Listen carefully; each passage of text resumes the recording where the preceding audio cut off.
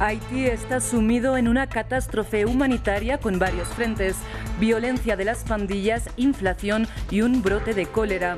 Además, casi 5 millones de personas sufren inseguridad alimentaria en el país, según el Programa Mundial de Alimentos de Naciones Unidas. La inflación mensual de Argentina fue del 6,2%, mientras que el valor interanual alcanzó el 83%, lo que supone la mayor alza desde 1991. El aumento de los precios afecta particularmente al combustible y a los alimentos.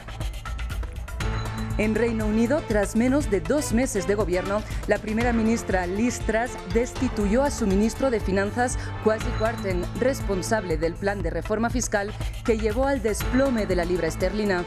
En medio de las presiones de su propio partido, Truss rectificó su plan y nombró a Jeremy Hunt en la cartera. Buenas tardes, bienvenidos a las noticias de France 24 en español. Soy Rosa Pérez Masdeu y es para mí un gusto acompañarles.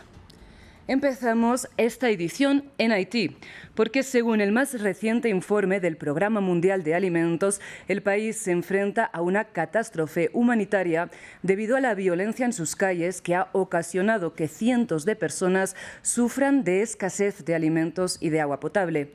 Además, un nuevo brote de cólera pone en riesgo a la población. Andrés Granadillo nos tiene los detalles. Haití al borde de una catástrofe humanitaria. Es la advertencia que lanza este viernes el Programa Mundial de Alimentos de Naciones Unidas. La situación de la seguridad alimentaria en Haití está empeorando. El informe dice que, según las cifras que tenemos, 4,7 millones de personas en Haití se enfrentan a una inseguridad alimentaria aguda, de las cuales 1,8 millones se enfrentan a niveles de emergencia de inseguridad alimentaria. Unas 19.000 personas en Cité Solé, uno de los barrios más pobres de Puerto Príncipe, se enfrentan a un hambre catastrófica debido al aumento de la violencia. Además, unos 100.000 niños menores de 5 años en Haití sufren de desnutrición severa. Hace 6 meses teníamos cifras más bajas. Estamos viendo un aumento de 200.000 personas en situación de inseguridad alimentaria aguda y un aumento de 500.000 de personas para los niveles de emergencia. Hay personas clasificadas en la fase 5. Esta es la peor clasificación en la escala de 5 puntos que actualizamos para calificar la inseguridad alimentaria. Y es que hace un mes las bandas haitianas impiden la distribución de gasóleo y gasolina, lo que paraliza negocios y hospitales. Sectores de Puerto Príncipe están literalmente aislados por las mafias, que con barricadas impiden que la capital se comunique con otras ciudades del país. La situación crea escasez de productos básicos y vitales como el agua, y la gente lucha para poder llegar a sus trabajos. Hace menos de una semana, el primer ministro Ariel Henry propuso que fuerzas internacionales ayudaran para luchar contra la inseguridad. El secretario general de la ONU, Antonio Guterres, pidió el despliegue inmediato de una fuerza armada especial. Sumado a esto, el país más pobre de América Latina se enfrenta a un brote de cólera que hasta el momento ha dejado 18 muertos y 32 casos confirmados. Y continuamos en nuestra región porque en Argentina los precios continúan en aumento.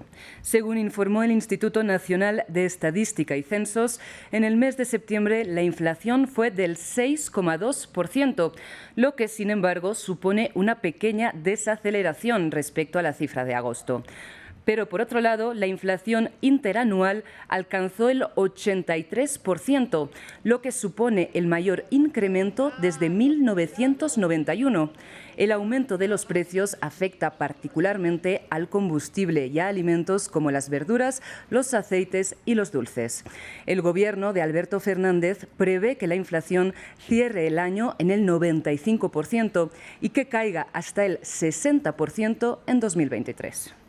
La gente se nota que cada vez lleva menos, te regatea mucho los precios, te pide precios y lo que pasa es que bueno, un día vale tanto el morrón, otro día vale el doble, ahora vale 1.400 pesos el kilo de morrón, o sea, lo que valía 600, 500, la verdad se está yendo todo un poquito al demonio.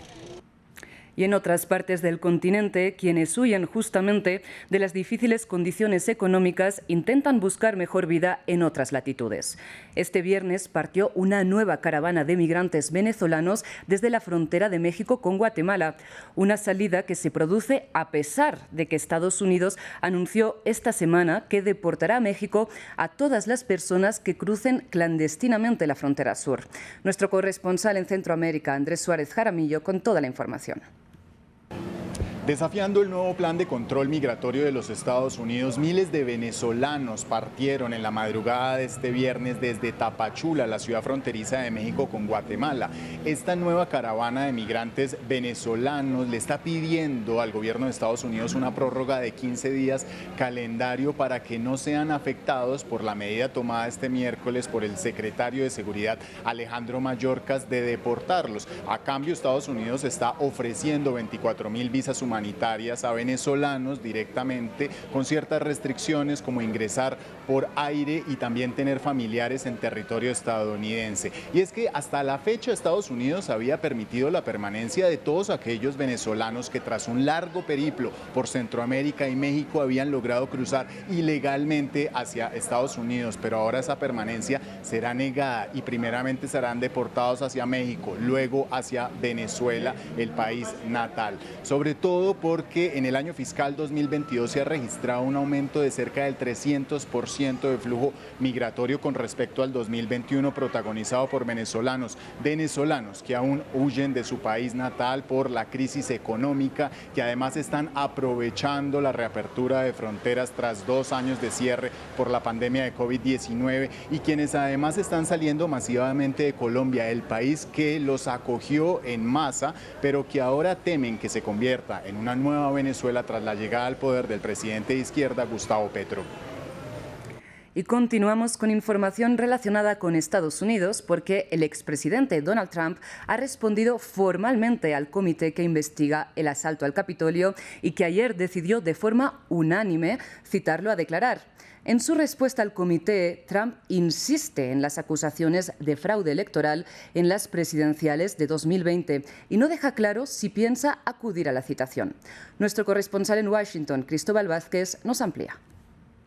En una carta de 14 páginas, el expresidente Donald Trump respondió a la citación que le hizo el comité de la Cámara de Representantes que investiga lo ocurrido el 6 de enero. En la carta presenta números, fotos, datos de supuesta evidencia del fraude electoral del 2020 que critica el comité por no investigar esta acusación de fraude que no han aceptado cortes en Estados Unidos. Dice además que el comité está separando a los estadounidenses con esta investigación que calificó como una cacería de brujas y una farsa. El expresidente resaltó que él sí autorizó en su momento el despliegue militar para proteger a Washington, pero que fue la alcaldesa de esta ciudad, Muriel Bowser, y Nancy Pelosi, presidenta de la Cámara de Representantes, las que demoraron todo al pedir la Guardia Nacional. En la carta, Trump no contestó si va a acudir a la citación que le hace el comité para declarar su supuesta responsabilidad en la toma del Capitolio, pero expertos legales dicen que es muy poco probable de que Trump acuda a declarar sin antes pasar por una pelea legal que puede durar más de un año. Esto sin tener claridad si los demócratas seguirán controlando el Congreso. Y es que, según las últimas encuestas, pues los republicanos son los que van a recuperar el control en la Cámara de Representantes. Y si esto ocurre, seguramente Trump no tendrá que testificar ante el Congreso. Vamos ahora al Reino Unido, porque tras menos de 2 meses de gobierno, siguiendo la renuncia de Boris Johnson, la primera ministra Liz Truss destituyó a su ministro de Finanzas, Kwasi Kwarteng, el responsable del plan de la reforma fiscal que proponía el mayor recorte de impuestos de los últimos 50 años. La previsión de una caída en la recaudación provocó la pérdida de confianza de los mercados y, como consecuencia, el gobierno de Truss dio marcha atrás en el plan económico que había prometido. La primera ministra ya ha nombrado al conservador moderado Jeremy Hunt como nuevo secretario de Economía. Hunt presentará la nueva reforma fiscal el 31 de octubre. Kwasi Kwarteng había sido convocado desde Washington, donde asistía a las reuniones del FMI. Poco después de llegar a Londres, se quedó sin trabajo. El exministro de Hacienda confirmó en su carta de dimisión que se le había pedido que diera un paso al costado, asumiendo la culpa por un desastroso mini presupuesto en el que su jefa, Liz Truss, había basado su campaña de liderazgo del Partido Conservador. La primera ministra se reunió con la prensa el viernes y dijo que había tomado una decisión difícil. Liz Truss repitió su mantra del crecimiento y nombró al sucesor de Kwarteng. Le pedí a Jeremy Hunt ser el nuevo ministro de Finanzas. Es uno de los ministros y parlamentarios más experimentados y respetados del gobierno y comparte mis convicciones y ambiciones para nuestro país. Presentará su plan fiscal a medio plazo a finales de este mes.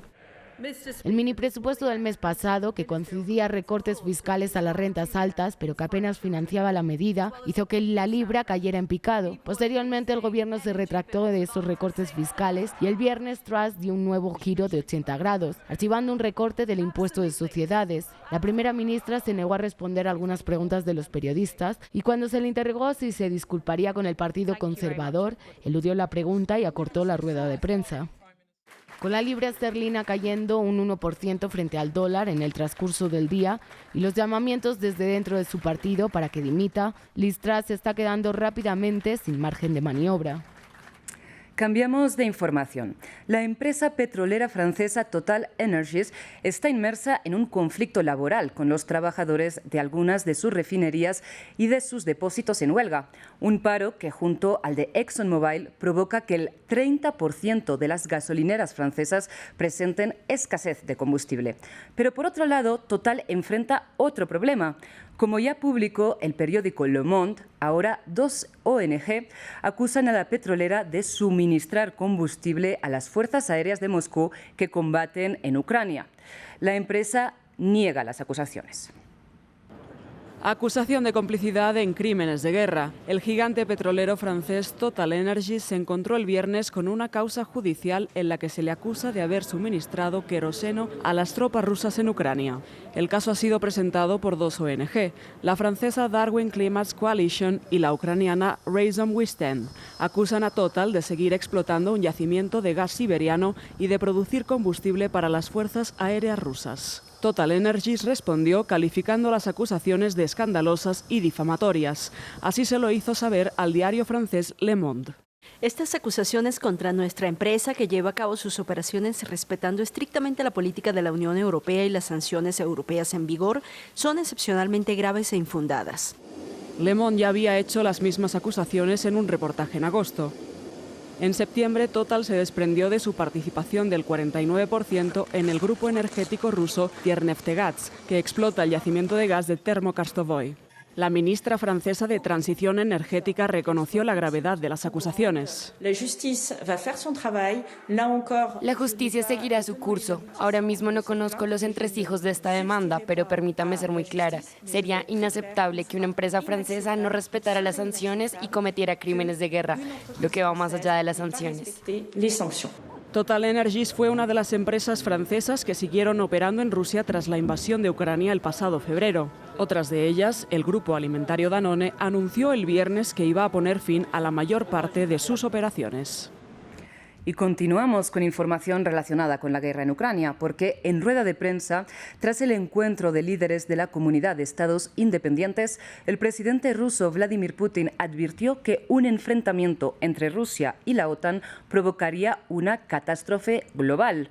Recordemos que la Alianza Atlántica ha decidido esta semana el envío de nuevos sistemas de defensa antiaérea a Kiev ante la escalada de la ofensiva de Moscú. En cualquier caso, llevar a las tropas de la OTAN a un choque directo con las tropas rusas sería algo muy peligroso, que podría llevar a una catástrofe global.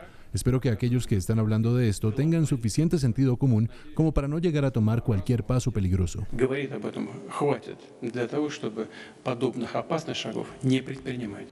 Por otro lado, Putin también ha declarado que no son necesarios más ataques a gran escala contra Ucrania, como los que lanzó este lunes el ejército ruso sobre todo el territorio ucraniano como respuesta a la explosión en el puente de Crimea.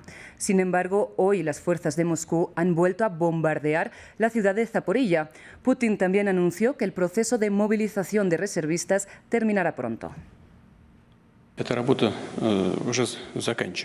El trabajo de movilización está llegando a su fin. Justo ahora tenemos 220.000 personas movilizadas de las 300.000 anunciadas. Creo que en las próximas 2 semanas la movilización se habrá completado. Muchísimas gracias por su atención. Sigan con nosotros.